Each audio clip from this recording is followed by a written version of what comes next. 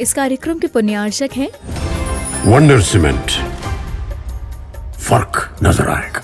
भगवान पार्श्वनाथ धाम ट्रस्ट। भगवान पार्श्वनाथ धाम ट्रस्ट के अंतर्गत बनने वाले माता पद्मावती के मंदिर के भव्य निर्माण में अपनी चंचला लक्ष्मी का उपयोग कर महान पुण्य का अर्जन करें।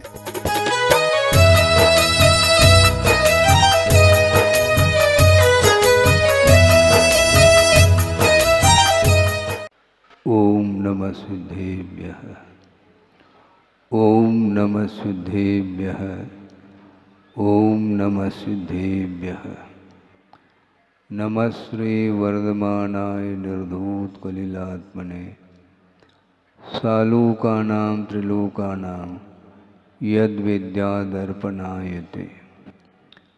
अहिंसा परमो धर्म की महावीर भगवान की प्रातः स्मरणे परम पूजाचार्य गुरुवर श्री विद्यासागर जी मुनि महाराज की जय।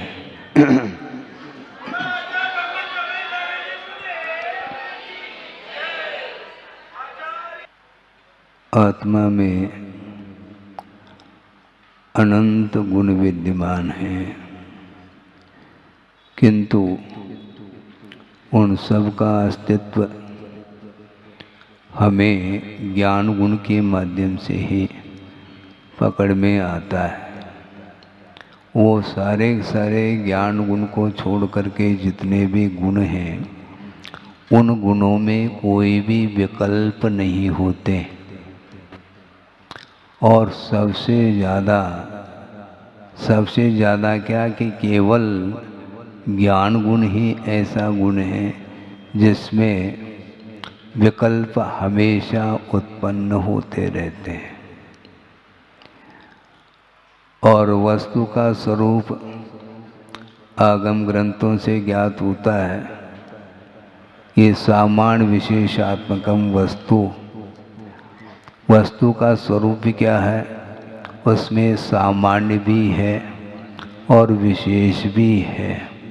इस प्रकार उभयात्मक वह वस्तु है जो कि वह प्रमाण का विषय बनता है और प्रमाण के माध्यम से ही वस्तु तत्व का स्वरूप ज्ञात हो जाता है, किंतु जानने से ज्ञात होता है, अपने आप नहीं।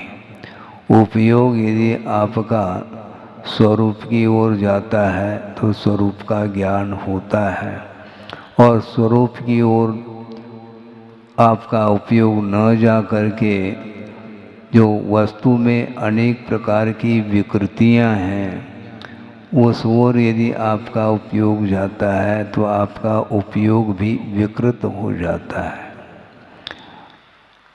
क्योंकि जीव और पुद्गल ये दो ही ऐसे तत्व हैं जिनमें स्वभाव से हट करके विभाव रूप में परिणमन करने की क्षमता रहती है। ये जितने भी पर्याय हैं जो सामने आप लोग बैठे हैं, आप जीव हैं मैं मानता हूँ, किंतु जीव के दो भेद किए हैं, संसारिणो मुक्ताश्च। संसारी और मुक्त के रूप में जीव के दो भेद हो जाते हैं। जो कर्म के साथ जिसका परिणमन चलता है वह संसारी माना जाता है, किंतु जो कर्मातीत अवस्था को लेकर के जिसका परिणमन होता है वह मुक्त जीव माना जाता है। और वह मुक्त जीव बुद्धि का तो विषय बन सकता है आस्था के बल पर, किंतु साक्षात इंद्रियों के माध्यम से, चर्म चक्षुओं के माध्यम से उस मुक्त आत्मा का दर्शन न आप कर पाते हैं न हम कर पाते हैं। फिर भी सिद्ध परमेष्टि की आराधना की जाती है और आस्था के बल पर ही हम कर सकते हैं, चाहे वह चतुर्थ काल हो चाहे और कोई भी काल हो।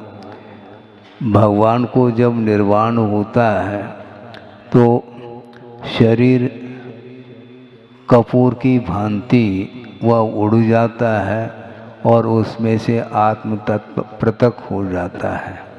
आत्मा दिखाई नहीं देती क्योंकि वह कर्मातीत हो चुकी है।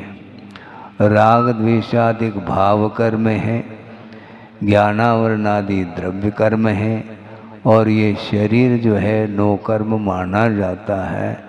इसलिए त्रिविध कर्ममल वर्जित शुद्ध महंता इस प्रकार छड़ाले में आप लोग पढ़ते हैं।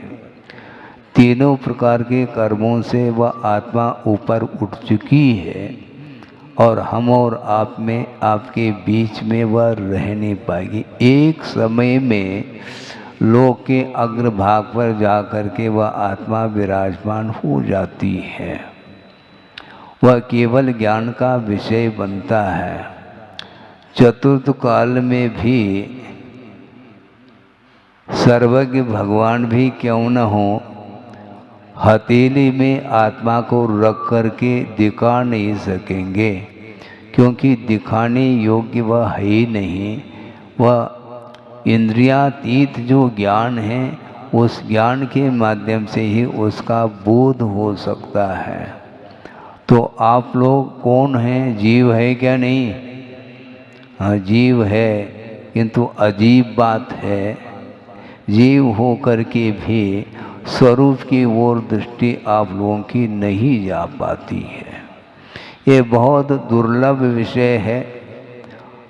ज्ञाता दृष्टा यह आत्मा का स्वभाव होते हुए भी स्वभाव का दर्शन नहीं कर सकते। आस्था के माध्यम से उसका दर्शन किया जा सकता है। और साधक लोग महाव्रतों का पालन करते हुए, 28 मूल गुणों का पालन करते हुए, शरीर के भीतर बैठी हुई जो आत्मा है उसका चिंतन करते रहते हैं। संवेदनशील होने के बाद भी वह ज्ञान मोह से आक्रांत है, इसलिए वस्तु तत्व का संवेदन उसे नहीं हो पाता।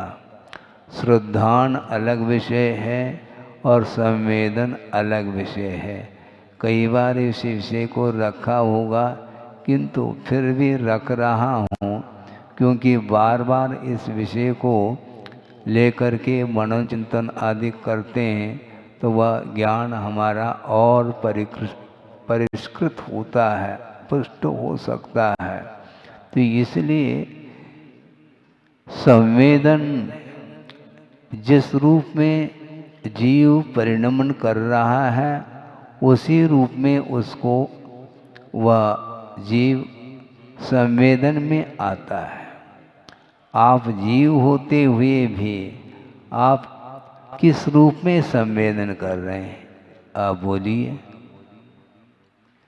मनुष्य पर्याय के रूप में औदैक भाव है, मैं मनुष्य हूँ, यह संवेदन आपको होता है। देवगति का उदय जिसे चल रहा है, जिसके जीवन में वह अपने आप को देव के रूप में संवेदन करता है, क्योंकि यह जीव विपाक की प्रकृति मानी जाती है। अब मनुष्य में भी ये कर्म भूमि के मनुष्य, ये भोग भूमि के मनुष्य, ये अलग व्यवस्था, और कर्म भूमि मनुष्य में भी यह पुरुष है और यह स्त्री है। यह जो संवेदन है वस्तुतः यह आत्मा का संवेदन नहीं, किंतु आत्मगत जो वैभाविक भाव है उसका संवेदन वह करता है। यद्यपि शुद्ध निज परमात्म तत्व का श्रद्धान उसे हो चुका है, अथवा जिसको नहीं हुआ है वह भी श्रद्धान को प्राप्त कर सकता है, किंतु संवेदन की बात जब आती है उस समय वह शरीर आश्रित वह उस जीव का परिणमन चल रहा है। इसलिए नर नारकादिक जो पर्याय हैं, अवस्था विशेष हैं जीव की, ये वैभाविक अवस्थाएं अर्थात वैभाविक पर्याय मानी जाती हैं, जो कि इंद्रिय के विषय वो बन जाते हैं। इसलिए चक्षु इंद्रिय के माध्यम से अथवा कर्णेंद्रिय के माध्यम से भिन्न भिन्न पदार्थ का ज्ञान आप लोगों को होता है, किंतु श्रद्धान होने के बावजूद भी पर पदार्थ का यथार्थ ज्ञान होने के बावजूद भी हर्ष और विषाद से ऊपर उठ करके संवेदन करना ये खेल नहीं है, बहुत कठिन है। आप अनुभव ही नहीं कर पाएंगे और आपका मन लगेगा भी नहीं उसमें, क्योंकि जिसका मन सुबह से लेकर के शाम तक मनोरंजन आदि में मन लगा रहता है, तो उसके लिए आत्म तत्व का संवेदन कैसा हो सकता है। असंयम की भूमिका में वह असंयम का अनुभव इसलिए करता है क्योंकि वह भी अवधिक भाव माना जाता है। कषाय के उदय में ये असंयम भाव आता है, क्योंकि कषाय में कुछ कषायें ऐसी होती हैं जो कि संयम का पूर्णतः व घात करती हैं, जिसको सर्वघाती बोलते हैं, और संयम का एक देश घात करने की क्षमता को लेकर के कुछ कषायें होती हैं जिनको देशघाती की संज्ञा दी है। कई लोग चर्चा के दौरान ये भाव रखते हैं, महाराज ये तो आगम का विषय है, किंतु उस सर्वघाती की पहचान क्या है? सर्वघाती की यही पहचान है कि वह कदम कदम पर असंयम का परिचय देता है। संयम रखो तो रख नहीं पाता हो, क्योंकि उसके पास ब्रेक है ही नहीं। बताने के बाद भी वह कर क्या सकता है, क्योंकि उसकी भूमिका में सर्वघाती प्रकृति का उदय चल रहा है, इसलिए संयम नहीं आ सकता।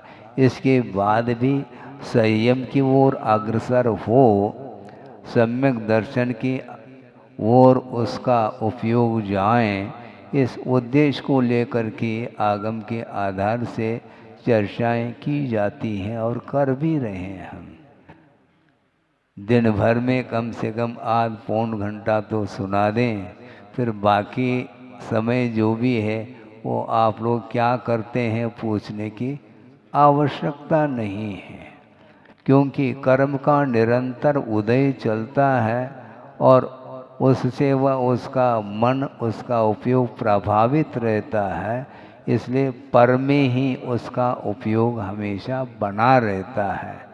ये बात अलग है कि पुरुषार्थ करके कुछ समय के लिए सम्यक दर्शन होने के कारण देव गुरु शास्त्र के प्रति आराधना का भाव भी जागृत होता है और होना चाहिए। हमेशा तो आराधना संभव नहीं, किंतु जितने काल के लिए आप आराधना उपासना करना चाहो तो कम से कम उतने काल के लिए तो प्योर करना चाहिए। ये भारी समस्या है।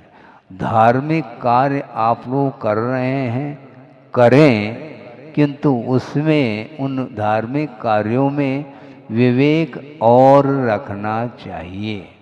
धार्मिक क्रियाओं को करते हुए भी मन में यदि निर्मलता नहीं आती है तो वह मन बाहर ही दौड़ता रहता है, क्रियाएं होती रहती हैं। पूजन कर रहे हैं, मोक्ष फल प्राप्त ये फलम, उसी बीच में कोई व्यक्ति आ गया, कभी आ गए, हाँ बिल्कुल पूजा के लिए कुछ क्षण के लिए वह विराम मिलता है, फिर बाद में अर्घम। ये क्रियाएं चल रही हैं, उतने क्षण के लिए भी आपका मन संयत नहीं होता। इसी का नाम असंयम भाव है। असंयम भाव की पहचान क्या है? यही पहचान है? हाँ, वो तो सवाल नहीं उठता। सर्वघाती स्पर्धक का उदय बना रहता है, तभी वह अनुवृत्ति नहीं हो पाता। महावृत्ति तो बहुत दूर की बात है। अनुव्रत अर्थात देश व्रत जिसको संयमा संयम बोलते हैं और महाव्रत का अर्थ सकल संयम होता है, इन दोनों को पालन करने की क्षमता या सामर्थ्य उसके अंदर नहीं है जब तक वह सर्वघाती स्पर्धक का उदय चलेगा। इसलिए अब वह पुरुषार्थ करते करते आगे बढ़ जाए तो बात अलग है, बढ़ाया नहीं जाता। जो आगे बढ़ता है तो उसके लिए थोड़ा सा और कोई भी व्यवधान हो उसको दूर करने के लिए सहयोग दिया जा सकता है, किंतु रुचि उसके अंदर होनी चाहिए। और रुचि यदि नहीं है तो रुचि महाराज रुचि जागृत नहीं कराई जा सकती। कराई तो जा सकती है, बैठे तो हैं हम, आज पौन घंटा तो सुना रहे हैं, इसके बाद भी यदि मान लो आपकी रुचि जागृत नहीं होती है तो भूख है ही नहीं, ये मानना तो पड़ेगा। क्योंकि रुचिकर जो भोजन सामग्री सामने होने के बाद भी यदि नहीं रुचता है तो वह अन्यत्र उसका मन है। एक बार आचार्य महाराज ने भी कहा था, सोचने की बात है, 8 प्रहरी घी से व्यंजन बने हुए हैं, स्वादिष्ट हैं, इसके बाद भी उसको चाव से खाना पसंद नहीं करता। और चाट, हाँ चाट पकोड़े, वो उसमें क्या है, उसमें क्या डाला है, उसमें कौन सी सुगंधी है, लेकिन वो ही पसंद आता है। जो शुद्ध अटप्रहरी घी से बने हुए व्यंजन रुचते नहीं और वर्तमान में फास्ट फूड जिसको बोलते हैं वह रुच रहे हैं। एक बार कम से कम आप लोगों को आर्टिकल पढ़ लेना चाहिए। ये जितने भी व्यंजन बन रहे हैं फास्ट फूड के रूप में, उसमें क्या क्या डला रहता है, उसके उत्पादन के बारे में बारीकी से अध्ययन कर लेना चाहिए। आपको ज्ञात नहीं है ऐसा नहीं कह सकता, सबको लगभग ज्ञात है कि वह भक्ष्य नहीं है। सुन रहे हैं कि नहीं? मन शुद्धि, वचन शुद्धि, काय शुद्धि, आहार जल शुद्ध है महाराज, ये तो ठीक है, लेकिन आप किसका भक्षण कर रहे हैं, किसका सेवन कर रहे हैं, उस ओर तो कम से कम ध्यान रखो। और आप ही नहीं, छोटे छोटे बच्चों के लिए भी वही परोसा जाता है। तो इसके माध्यम से जो मन में विशुद्धि आनी चाहिए, धर्म के प्रति रुचि जागृत होनी चाहिए। वह रुचि इसलिए नहीं जागृत होती, वह आदत में वह आ चुका है, इसलिए शुद्ध खाद्य पदार्थ उसके नसीब में नहीं है और वह होटल आदि में जा कर के वह खा पी करके आता है। अब उसको क्या कहें? वस्तुतः ये सारे पदार्थ अपने मन को विक्षिप्त करने में कारणभूत है। अपने परिवार में जो छोटे छोटे बच्चे होते हैं वो तो नादान हैं, और आप महाराज हम बालक थोड़ी, हम तो पालक हैं, पालन कराते हैं, पालन करते हैं परिवार का, इसलिए पालक हैं। लेकिन आप स्वयं यदि पालन नहीं करेंगे तो पालक कहलाएंगे, केवल पालक की सब्जी होती है। अब क्या कहेंगे? वो नादान हैं बच्चे, उनको आप संस्कारित करिएगा। जिनवाणी आपके पास है और जिनवाणी में जो भी विषय आया है उसको समझने की भी क्षमता आपके अंदर आई है, इसलिए आपका परम कर्तव्य होता है, दायित्व होता है कि जिस प्रकार अपना जीवन व्यतीत हो रहा है इससे भी अच्छे ढंग से जो बच्चों का जीवन भी विकसित हो और सही मार्ग पर वो लग जाए, इस प्रकार आपको प्रयत्न करना चाहिए। इतना तो कहा जा सकता है। आपके घर में जा कर के थोड़ी झांक करके देख सकते हैं। एक बार बड़े मुश्किल से घर आ जाते हैं, लेकिन अलग उद्देश्य को लेकर के आते हैं, वहाँ पर बैठने का सवाल ही नहीं। तो इसलिए जिसके अंदर रुचि जागृत होती है या हो रही है, तो निरंतर उन परिणामों को बनाए रखने के लिए अपने को अपनी शक्ति के अनुरूप वो जीवन में वह संयम का एक भाव जागृत करना चाहिए, और उसके माध्यम से ही आत्मा का विकास होता है। लेकिन यह पाश्चात्य संस्कृति चारों ओर देखने को मिल रही है। कैसा तीव्र पाप कर्म का उदय है कि मनुष्य जीवन मिलने के बाद भी, देव गुरु शास्त्र का समागम मिलने के बाद भी उस ओर ध्यान नहीं जाता, विषय छूटते नहीं। इसलिए शुद्ध खाओ, खाने के लिए भी उपदेश देना पड़ रहा है। अब सोचो, विचार करो, खाना पीना ये छूटेगा नहीं, किंतु क्या खाना क्या पीना, इस विषय में यदि आपको आपका ज्ञान काम कर रहा है, तो निश्चित रूप से भक्ष का विवेक आपके अंदर आ सकता है, और उसके माध्यम से ही संयम की ओर आपके कदम बढ़ सकते हैं। वह छोटा बच्चा नादान है, उनको सिखाने वाला कौन है? वस्तुतः लौकिक जो ज्ञान है, जो बड़े बड़े कॉलेज और यूनिवर्सिटी आदि खुले हैं, स्कूल आदि भी बच्चे जाते हैं, किंतु वहाँ पर क्या पढ़ाया जा रहा है? उस ज्ञान के माध्यम से जीवन का विकास कितना हो रहा है? विनाश हो रहा है, विकास नहीं होता है। लौकिक ज्ञान के माध्यम से आत्मा का विकास नहीं, किंतु उसके माध्यम से वह और भौतिक जीवन में उलझता चला जाता है। भौतिक संबंधी ज्ञान होना ये अलग है, किंतु परमार्थ का ज्ञान वहाँ पर लौकिक क्षेत्र में नहीं मिल सकता।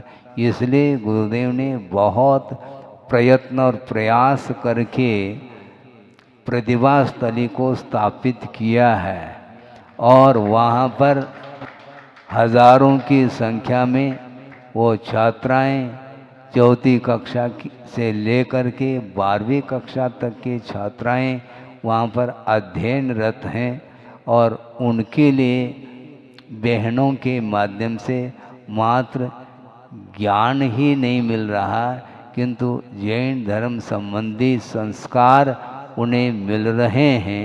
वह स्वयं गुरुदेव से संस्कारित हुए हैं, और आजीवन ब्रह्मचर्य व्रत लेकर के यहाँ तक कि बहुसंख्यक वो बहनें प्रतिमाओं को भी अंगीकार करते हुए, 2-2 प्रतिमाओं का पालन करते हुए उन बच्चों के लिए संस्कार दे रहे हैं। इसलिए वहाँ पर जा कर के आप लोग एक आध बार देख लें, तो निश्चित रूप से अपने बच्चों को भी वहाँ पर भेजने का भाव जागृत हो सकता है। बाहर जा कर के देखोगे तो कोई भी संयम नहीं है, कोई पाबंदी नहीं, कोई मर्यादा नहीं है। मर्यादा तोड़ करके वह छात्र वह अध्ययन कर रहा है। उस अध्ययन से, उस ज्ञानार्जन से आत्मा के लिए कोई भी लाभ नहीं मिलता, बल्कि जीवन का पतन और हो जाता है। इसलिए जीवन का उत्थान जो होता है वह ज्ञान के द्वारा होता है, सम्यक ज्ञान के द्वारा, और जो जीवन का पतन होता है वह भी ज्ञान के द्वारा, किंतु विषयजन्य जो ज्ञान है उसके माध्यम से उसका पतन होता है। वस्तुतः सम्यक ज्ञान जो प्राप्त हुआ है वह एक क्षण में नष्ट हो सकता है। विषयों से यदि आकर्षण हमारा बढ़ रहा है तो सम्यक ज्ञान विच्छिन्न हो जाता है। इसलिए कुंद कुंद जैसे आचार्यों ने अपने कृतियों में स्पष्ट शब्दों में उल्लेख किया है कि ज्ञान किससे नष्ट होता है, तो कहा विषयानानम विनाशन्ति, पंचेंद्र के विषय ज्ञान को नष्ट करने वाले हैं। इसलिए पंचेंद्र के विषयों का आलंबन हमें हमेशा नहीं लेना चाहिए, किंतु सम्यक ज्ञान को प्राप्त करने के लिए अपने जीवन को जो व्यक्ति मर्यादित बनाता है तो उसका विकास हो सकता है। और वह लौकिक ज्ञान के माध्यम से यदि विषयों से परहेज नहीं रखता है तो निश्चित रूप से उसका पतन अनिवार्य है। तो इसलिए ज्ञान होने के बाद भी वह परमार्थ के उपलब्धि के लिए वह कारण नहीं बन रहा, प्रत्युत वही ज्ञान और विनाश के लिए कारण बन रहा है। ये दोनों ज्ञान के द्वारा कैसा हो रहा है महाराज? इसके लिए गुरुदेव ने एक दोहा लिखा है और वो आपके सामने रख रहा हूँ कि ज्ञान दुख का मूल है। सुन रहे हैं क्या? नहीं, 10-15 मिनट शेष है। ज्ञान दुख का मूल है और ज्ञान ही भव का कूल। दोनों बातें हो गई महाराज। हाँ बिल्कुल, आगे और पंक्ति बढ़ रहा हूँ ना, जल्दी क्यों कर रहे हैं? ज्ञान दुख का मूल है, ज्ञान ही भव का कूल, राग सहित प्रतिकूल है, राग रहित अनुकूल। हाँ, जो राग सहित ज्ञान है वही पतन के लिए कारण है, वह अमर्यादित ज्ञान माना जाता है। उसके माध्यम से वह संसार को और बढ़ाता चला जाता है, और संसार को घटाना चाहो तो राग रहित जो ज्ञान है, वीतराग विज्ञान जिसको बोलते हैं, उसके माध्यम से ही जीव का भला हो सकता है। भोला भाला भी जीव क्यों न हो, और वह यदि वीतरागता का सहारा लेता है तो उसका भला हुए बिना रह नहीं सकता। महाराज हमें कछु आत नहीं है, ठीक, हमें कुछ नहीं आता महाराज। ये कैसा ज्ञान है कि हमें कुछ नहीं आता? ये भी तो ज्ञान है। इतना तो ज्ञान रख रहे हो आप कि महाराज हमें कुछ नहीं आता, किस संबंधी? धर्म संबंधी कुछ नहीं आता। बाकी जो कुछ भी लेखा जोखा है वो सब वर्षों का आपको ख्याल में है, वो सब रिकॉर्ड आपके पास है। किससे कितना लेना, किसको कितना देना, कितना लॉस हुआ है, कितना प्रॉफिट हुआ है, ये सारा बारीकी से आप कब चिंतन मनन करते हैं? जब रात के 10-11 बजे यदि मान लो दुकान बंद करते हैं तो भीतर बैठ करके लाइट जला करके वह प्रतिदिन का हिसाब गिनता रहता है। हाँ, आज कितना मुनाफा हुआ और कितना नुकसान हुआ। एक पाई का भी यदि नुकसान होता है तो उसको पौष के महीने में भी पसीना आता है। हाँ, क्योंकि घाटा किसको पसंद है? मुनाफा मुनाफा मुनाफा। ये सारा ज्ञान आपके पास आया कहाँ से? हमने तो पढ़ाया नहीं है आपको, और ना वह उस प्रकार का ज्ञान हमारे पास है। वर्तमान में जो भी गतिविधि उसके बारे में बिल्कुल एक एक बारीकी से आप मोबाइल आदि के माध्यम से भी ज्ञात कर लेते हैं, किंतु आगम का एक पृष्ठ शास्त्र का खोल करके कुछ पढ़ो तो महाराज ये हमसे नहीं बनता है। अच्छा, आपको हिंदी नहीं आती? हिंदी आती तो है महाराज, लेकिन धर्म समझ में नहीं आता, बाकी सब समझ में आता है। क्योंकि त्याग की बात समझ में नहीं आती। हाँ, ग्रहण की बात कहो, हम रात के 12 बजे भी उठ करके ग्रहण कर लेंगे, क्योंकि वो आदत है। इसलिए ये चारों संज्ञाओं से ग्रसित है पूरा का पूरा संसार। इसलिए ये आहार संज्ञा, भय संज्ञा, वासना और परिग्रह, इसके इन संज्ञा रूपी ज्वर से वह आक्रांत है प्रत्येक संसारी प्राणी। इसलिए इन संज्ञाओं से ऊपर उठना चाहो, परिग्रह से ऊपर उठना चाहो, तो अपने जीवन को मर्यादित बनाने का पुरुषार्थ करना चाहिए। उसके बिना कभी भी विशुद्धि नहीं बढ़ सकती।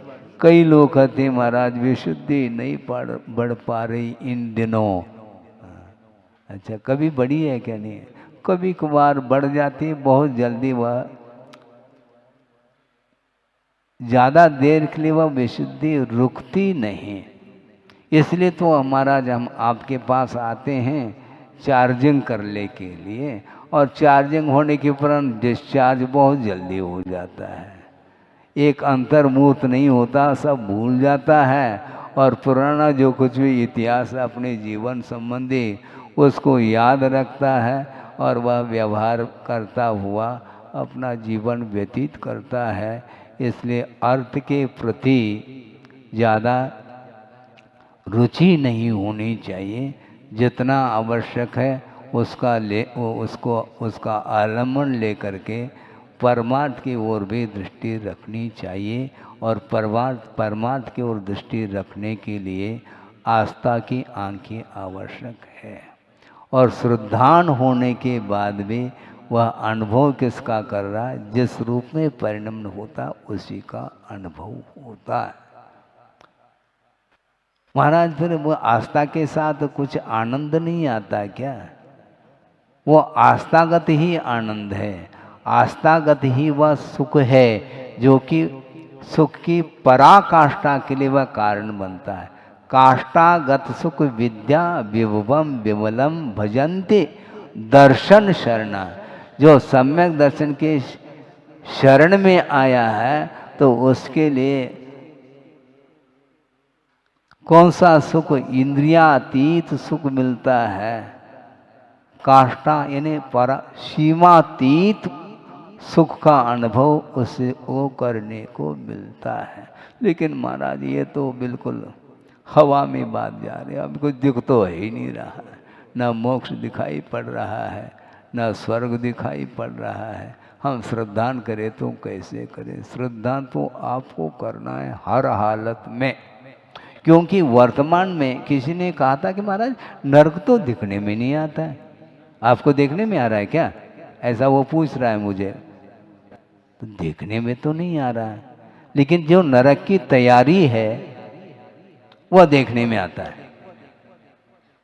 बिल्कुल।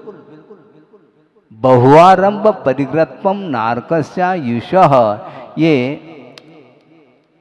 ये सूत्र अति आरंभ और अति परिग्रह के कारण वह नरकायु का बंद करता है। तो नरकाय का बंद करने वाला वो उम्मीदवार नारकी माना जाता है, क्योंकि जिसने बंद किया अब आयु कर्म में संक्रमण संभव नहीं। मान लो किसी ने मिथ्यात्व के उदय में नरकाय का बंद कर लिया, फिर बाद में वह नरकाय परिवर्तित होकर के वह देवाय के रूप में वह संक्रांत हो जाए, ये संभव नहीं। भले ही उस आयु में जो स्थिति पड़ी है उसमें आकर्षण संभव है, स्थिति घट सकती है, किंतु पूरे रूप से उस पर्याय से ऊपर उठना चाहो तो संभव नहीं है। इसलिए वर्तमान में नारकी दृश्य देखने को मिलता है। जो निरंतर विषयों में डूबा हुआ है तो उसके लिए अब क्या है? ये जो सूत्र हैं, ये सूत्र किसके लिए लागू होंगे? जो अत्यासक्ति के साथ जीवन यापन करना है उसी के लिए ये सूत्र लागू होंगे। महाराज फिर चक्रवर्ती की क्या हालत होगी? ध्यान रखो, केवल हुंडास्पिनी के कारण, उस दोष के कारण दो चक्रवर्ती अधोगति के पात्र बने हैं। वैसे देखा जाए कि चक्रवर्ती या तो स्वर्ग जाता है या तो वह मोक्ष को प्राप्त करता है, क्योंकि उसने आरंभ किया नहीं, उसने परिग्रह का संचय किया नहीं, बल्कि संयम का अनुपालन करते हुए जीवन को व्यतीत किया है। रत्नत्रय की उपासना के साथ उसका जीवन व्यतीत हुआ है, और विशेष रूप से तप है, परिचय है, उपसर्ग है, इसके माध्यम से इस प्रतिकूलता में भी बड़ी आस्था के साथ रत्नत्रय के प्रति निष्ठा रखते हुए उसने पालन किया। उसके फलस्वरूप उसको चक्रवर्तित्व आदि बड़े बड़े पद मिलते हैं। किंतु जिसके अंदर धर्म ही नहीं, किंतु एन केन प्रकार से वित्त की वह अर्जन करने के लिए वह रात दिन लगा रहता है, तो अत्यासक्ति के कारण, विशेष मूर्छा का भाव होने के कारण इस प्रकार के दुर्गति संबंधी आयु का बंद कर लेता है, और बंद करने के उपरांत कोई उपाय नहीं है। बंद करने के उपरांत यदि मान लो भाग्य से तीर्थंकर का पादमूल भी मिल जाए तो भी उसका वह नरक गति जाना छूट नहीं सकता। सम्यक दर्शन को प्राप्त करना अलग विषय, उसको क्षायिक भी बना सकता है। तीर्थंकर प्रकृति का वह सम्यक दर्शन के साथ तीर्थंकर आदि के पाद मूल में वह तीर्थंकर प्रकृति का बंध भी कर सकता है, किंतु वह नरक तो उसको जाना पड़ेगा, क्योंकि कर्म इस प्रकार के बंद उसने किया। इसलिए होश हवास को खो जाता है। बंद करते समय उसका उपयोग किस ओर है, मैं क्या कर रहा हूँ, ये मेरे लिए कर्तव्य है, क्या कर्तव्य है, उचित अनुचित का कोई भी भान नहीं, वह कार्य कर बैठता है। फिर बाद में पश्चाताप के अलावा कुछ भी हाथ नहीं लगता। आपका समय होने को है, इसलिए वर्तमान में कुछ ऐसे भी जीव हैं जो पशु गति को प्राप्त किए हैं, तिर्यंच गति, और वहाँ पर उस पर्याय में भी वह रात दिन दुख का अनुभव कर रहे हैं, और तिर्यंच भी वह नरगति का पात्र बनता है। और वो सारे सारे उस तिर्यंच पर्याय में उसके लिए क्षण के लिए भी चैन नहीं है, सुख नहीं मिल सकता। यहाँ तक कि सुना है कि बड़े बड़े जो महानगरी आदि हैं वहाँ पर स्लॉटर हाउस खुले हुए हैं, यांत्रिक कत्ल खाने जिसको बोलते हैं, और वहाँ पर हज़ारों की संख्या में पशुओं का कत्ल होता है, और कत्ल करने वाले कहाँ जाएंगे, और जिनका कत्ल हो रहा है और वह कितने संक्लेश परिणाम उनके होंगे, तो अति संक्लेश भावते मर्यो और घोर श्वभ्र सागर में पर्यो। यहाँ पर तिर्यंच पर्याय में दुख का अनुभव वह निरंतर कर रहा है, और अति संक्लेश के कारण यदि सम्यक दर्शन आदि प्राप्त नहीं कर पाता है तो वह नरगति का पात्र बनता है। तो इसलिए यहीं से तो नरक के दरवाजे खुले हैं, गेट, और वह इस प्रकार धर्म को छोड़ करके वह अधर्म का सहारा लेकर के निरंतर वह पाप करता है, तो निश्चित रूप से वह दुर्गति का पात्र बनता है। ये सारा सारा विषय आगम में वर्णित है, चाहे आप संस्कृत से पढ़ो अथवा हिंदी से पढ़ो, वर्णन तो आपको ज्ञात हो सकता है। इसलिए आप लोगों को चाहिए इस विषम वातावरण में धार्मिक वातावरण को बनाए रखने के लिए आप लोगों को हमेशा पुरुषार्थ करना चाहिए, और प्रत्येक जीव के कल्याण की भावना को लेकर के, परोपकार की भावना को लेकर के यदि आप जीवन व्यतीत करते हैं तो स्वयं का भी कल्याण निश्चित रूप से होगा, और जिनके लिए आपने सहयोग दिया है उनका भी कल्याण हो सकता है। हो इस पवित्र भावना के साथ अहिंसा परमो धर्म की जय। बोधि समाधि परिणाम शुद्धि स्वात्मोपलब्धि शिव सौख्य सिद्धि चिंतामणिम चिंतित वस्तुदाने त्वां वंदमानस्य ममास्तु देव। परम पूजाचार्य गुरुवर श्री कर्म सिद्धांत।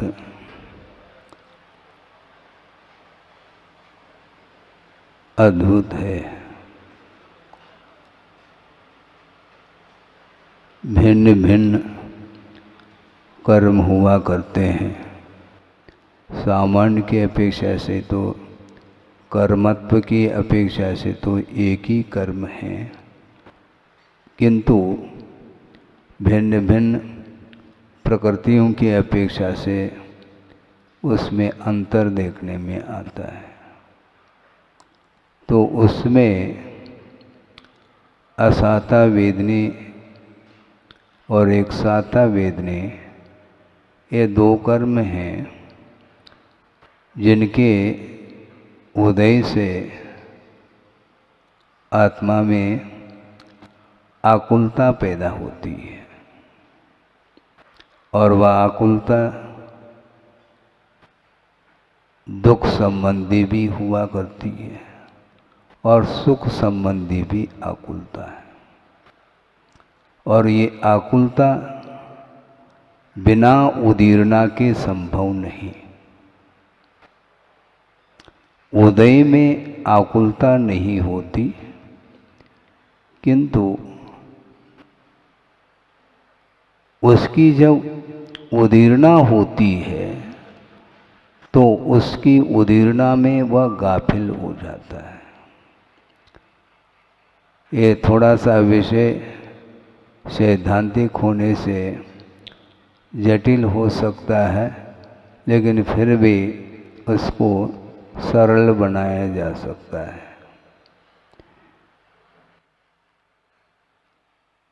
असाता कर्म की तीव्रता, उसमें भी संयम का पालन संभव नहीं है। जैसे नरकों में असाता कर्म की तीव्रता है, उसके कारण वो अपने आप को संभाल नहीं पाते। इसी प्रकार साता की तीव्रता स्वर्गों में है, इसलिए वहाँ पर भी संयम का अनुपालन संभव नहीं है। किंतु दो गति ऐसी हैं जो तिर्यंच गति और मनुष्य गति, इसमें थोड़ा सा बैलेंस है। असाता की तीव्रता और साता की तीव्रता कभी कभी होती है, कभी कभी मंद होता है। ये अनुभाग को लेकर के ये वर्णन किया है। आकुलता पैदा करना ये वेदनी कर्म का कार्य है, किंतु एक और विशेष सिद्धांत इसके पीछे छिपा हुआ वह ये है, वह वेदनी कर्म आकुलता पैदा करना उसका स्वभाव है। इसके बावजूद भी जब तक मोहनी का सपोर्ट नहीं मिलता तब तक वह आकुलता पैदा नहीं कर सकता। इससे स्पष्ट है मोहनी कर्म के ऊपर हमें विजय प्राप्त करना है। ये आकुलता तो होती रहेगी। भिन्न भिन्न द्रव्य क्षेत्र आदि को लेकर के ये कर्म अपने फल देते हैं और उसमें जो अनुभाग पड़ा है वो अपने आप थोड़ी पड़ा है।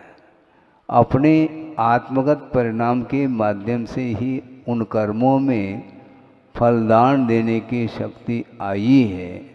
इसके बावजूद भी हम यदि साम्य भाव रखते हैं तो उन कर्मों का कोई फल महसूस नहीं होता। बहुत अच्छा उदाहरण दिया था गुरुदेव ने। बिजली, करंट जिसको बोलते हैं, और पावर के साथ वह करंट प्रवाहित है। सुन रहे हैं आप? इसके बावजूद भी 0 वाट का यदि मान लो बल्ब लगाया है तो पावर के साथ जो बिजली आई है उसका प्रभाव उस 0 वाट के ऊपर नहीं पड़ सकता। पड़ता है?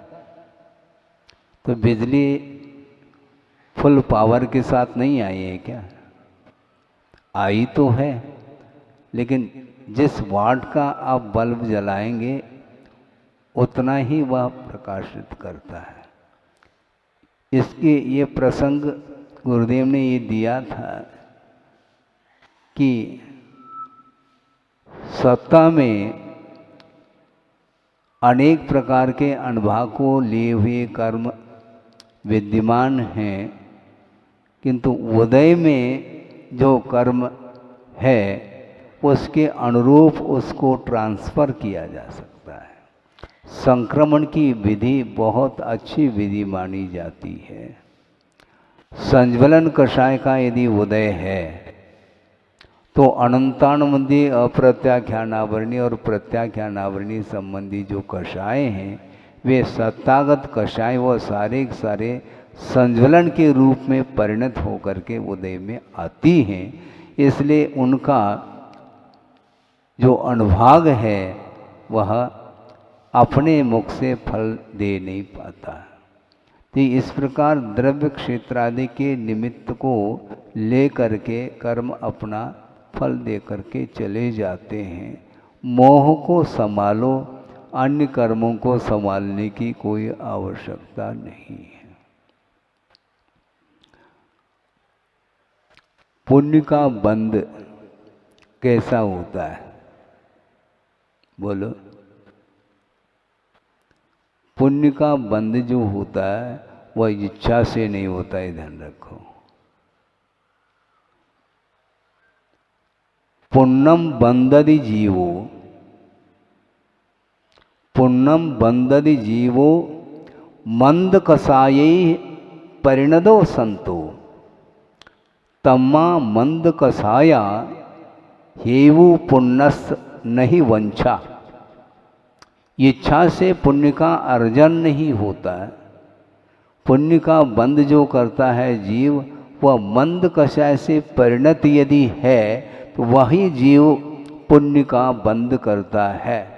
इसलिए पुण्य बंध का हेतु क्या है? मंद कषाय, न कि वांछा।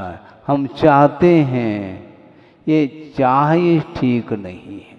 ये जो इच्छा है, इच्छा क्यों? इच्छा करेंगे तो निश्चित रूप से क्वालिटी में अंतर आएगा। निदान के माध्यम से पुण्य संचित होता है ना महाराज? हाँ, होता तो है, किंतु उसकी जो क्वालिटी है वो ठीक नहीं, बल्कि वह पुण्य पापान बंदी पुण्य होने के कारण परंपरा से वह अधोगति में ले जाने के लिए कारण बनता है।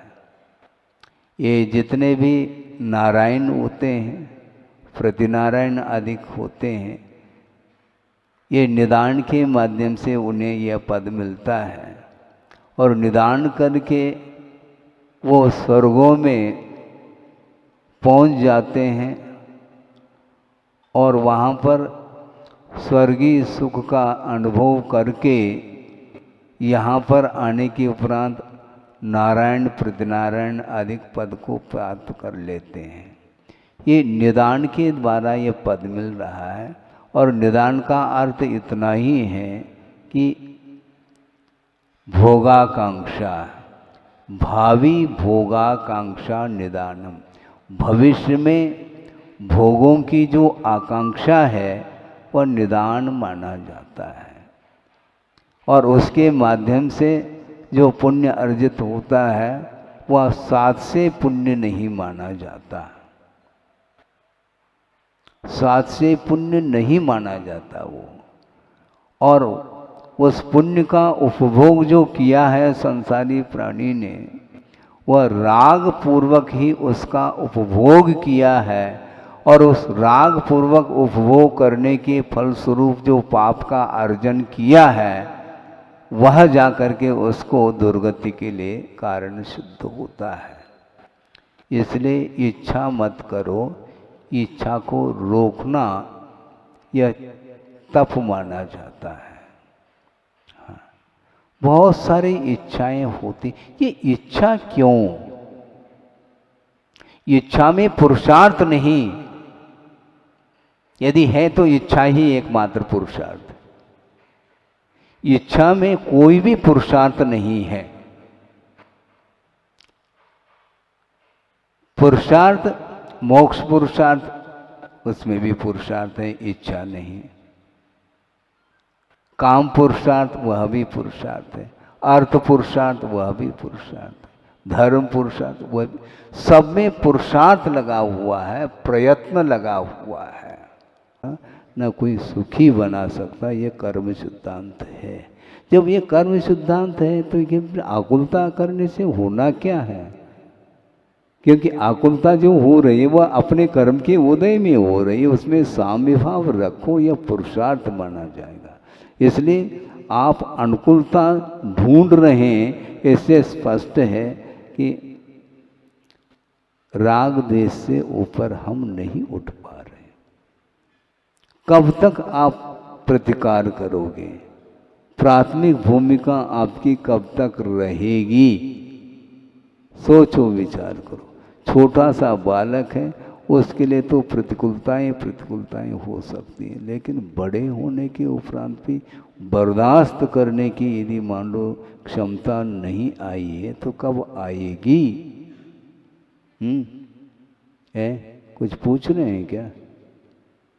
कोई जिज्ञासा तो नहीं है?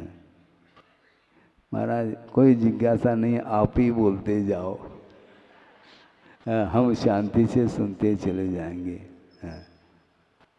इसलिए आगम में बहुत कुछ लिखा हुआ मिलता है। शांति के साथ थोड़ी सी आकुलता को कम करते हुए पढ़ो और समझते हुए और प्रतिशत के रूप में उसका अनुकरण करो तो निश्चित रूप से पुण्य संचित होगा। पुण्य संचय के लिए नहीं करना, किंतु पाप के क्षय के लिए चारित्र का पालन किया जाता है। चारित्र को जो अंगीकार किया जा रहा है उसके पीछे लक्ष्य क्या है? राग द्वेष निवृत्ति, राग द्वेष की निवृत्ति के लिए चरणम प्रतिपद्यते। चारित्र को वह स्वीकार कर रहा है। पहले से घर में ही राग द्वेष की निवृत्ति हो जाए, फिर चारित्र ग्रहण करने की क्या आवश्यकता है? इसलिए चारित्र को जिस व्यक्ति ने अपनी क्षमता के अनुरूप पालन कर रहा है तो उसके लिए अब उसके जीवन में राग द्वेष की निवृत्ति होनी चाहिए। और जो जितना अनुकूल में लगा है उसके राग में क्षति नहीं हो पाएगी, क्योंकि राग और द्वेष ये दोनों जो अनुकूल और प्रतिकूल, इसमें बार बार उपयोग जाएगा तो बार बार अनुकूलता के लिए वह प्रयास करेगा, और अनुकूलता मिल गई तो फिर वह प्रमाद आएगा और वह सो जाएगा। पक्की बात है ये। इसलिए अफुरत संयम का अर्थ क्या होता है? क्या है अफुरत संयम का अर्थ? क्या? संयम का अपहरण हुआ है। सुना आपने? हाँ, अफुरत का अर्थ जो शुद्धोपयोग आत्मक जो संयम है उसका अपहरण हो जाता है, जिसका नाम अफुरत संयम है। मान लो मुनि महाराज हैं, श्रमण हैं और सामायिक आदि करना चाहते हैं, प्रारंभिक भूमिका है ऐसा मान के चलते हैं, तो वो अनुकूलता चाहते हैं। तो अनुकूलता यहाँ पर बहुत ही प्रतिकूल है, भीषण गर्मी है। अच्छी बात है, तो थोड़े बहुत जहाँ पर क्या थोड़ी सी अनुकूलता हो, वेंटिलेशन, क्रॉस वेंटिलेशन, भले ही लू लग जाए लेकिन थोड़ी बहुत ऑक्सीजन की बहुत कमी हो रही है। इसलिए ऐसा न हो इसलिए वह थोड़ी सी अनुकूलता का खोज कर लेता है, और अनुकूलता मिल गई तो वहाँ पर वह धर्म ध्यान करने के लिए उन्होंने अनुकूलता का चयन किया है। लेकिन वहाँ पर जा कर के भी यदि बेचैन है तो कभी भी अनुकूलता नहीं मिलने वाली। प्राकृतिक रूप से अनुपात से यदि मान लो थोड़ी बहुत अनुकूलता आवश्यक है तो वह उसका उपयोग कर लेता है, किंतु वह प्रायोगिक कुछ भी नहीं करता। प्रतिकार प्राकृतिक रूप से थोड़े बहुत हो जाता तो ठीक है। छत पर है, हाँ ठीक है, थोड़ी सी हवा आती है, कोई बाधा नहीं। अब हवा ही नहीं चल रही है, छत तो है,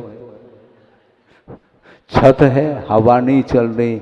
अब छत के नीचे आ जाओ, वहाँ पर तो और हवा नहीं, फिर क्या करेंगे, स्विच ऑन कर लें, गलत बात है।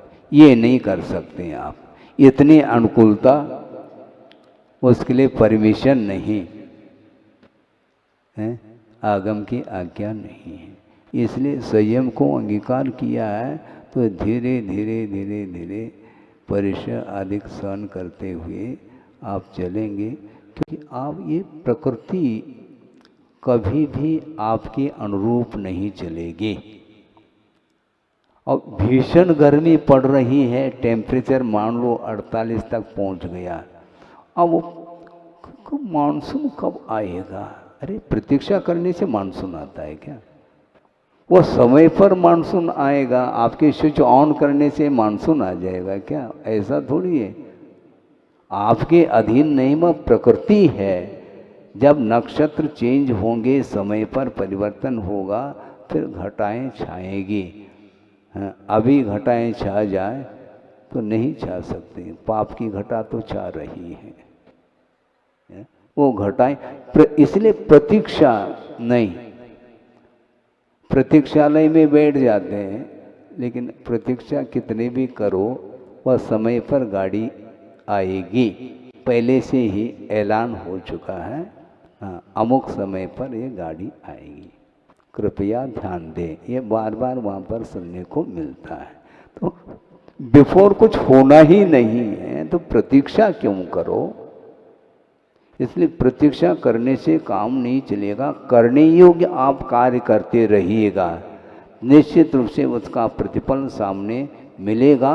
बल्कि जो ज्ञानी होता है उसका परिणाम सामने आने के उपरांत भी उसका उपभोग नहीं करना चाहता, इसका नाम ज्ञानी है। इसलिए आप लोग सम्यक ज्ञानी हैं, किंतु अध्यात्म के क्षेत्र में जिसको ज्ञानी की संज्ञा दी है कुंद कुंद स्वामी ने, वहाँ तक पहुँचने के लिए आपको बाहर आना पड़ेगा। कहाँ से? घर से। घर से बाहर आकर के धर्मशाला में आप रह सकते हैं, वह भी घर है, लेकिन वो घर नहीं, उसका स्वामित्व नहीं है। वो अपन धर्मशाला में बैठे हैं अथवा किसी के भवन में बैठे हैं, किंतु उसके प्रति हमारा कोई स्वामित्व नहीं है। आए हैं, कभी भी जा सकते हैं, हम ताला लगा करके थोड़ी जाएंगे। तो इसलिए आप घर में रह रहे हैं, इसलिए आप परिग्रही माने जाते हैं।